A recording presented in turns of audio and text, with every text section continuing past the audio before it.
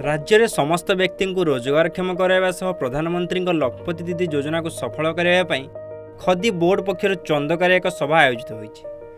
किपरि bank साहाय्य गाँ गाँव में उद्योगपति गठन हेबे एवं घरे रही किपरि रोजगार करेंगे तार संपूर्ण सूचना देते ग्रामर सरपंच, बैंक अधिकारी एवं खदी बोर्डर कर्मकर्ता।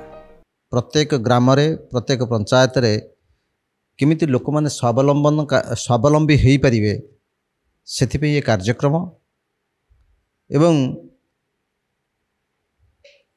एटा चंदगा पंचायत ऑफिस रे आज कार्यकारी चंदगा पंचायत ऑफिस रे ओटा हेइथिला।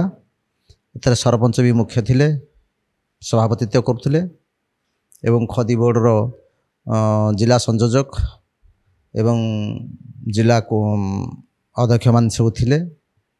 जे गोटे कथा होची प्रत्येक पंचायत रे जदि एभली सचेतनता कार्यक्रम हुए, जदि किसी उद्योगी क्रिएट हुवंती, आज आपण जेडे जेडे कंपनी देखंतु, आपण रुचि देखंतु, भारत देखंतु, समस्त एमती छोट छोट उद्योग रु आरंभ करछंती।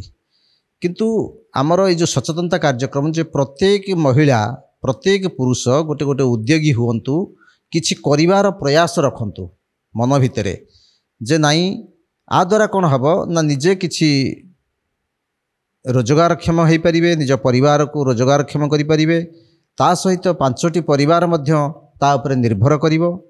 सेथिपे ये कार्यक्रम होइथिला। एथिरे गवर्नमेंट रो सरकार भारत सरकारंकर बहुत बड़ योजना रही एवं लोक मानकु से माने महिला मानकु 35% सब्सिडी, पुरुष मानकु 25% सब्सिडी एवं जेकोसी आपण छोट काम ठू आरंभ करी साधारणतः फिनाइल ठू धरी बड़ी पापड़ ठू धरी धूपबती ठू धरी गोटे होटेल हो मिठा दुकान हो प्रत्येक गोटे गांगुराम टी हो जहाँ भी हो बड़ बड़ जहाँ भुवनेश्वर देखुं बड़ बड़ मॉल पर्यंत भी सबू ये खदी बोर्ड बा शिल्प जिला शिल्प केन्द्र सहित जड़ित एवं जड़े उद्योगी चाहिए निश्चित भावे सफल उद्योगी हो पार जदि तार प्रचेषा थी सरकार सहयोग रही।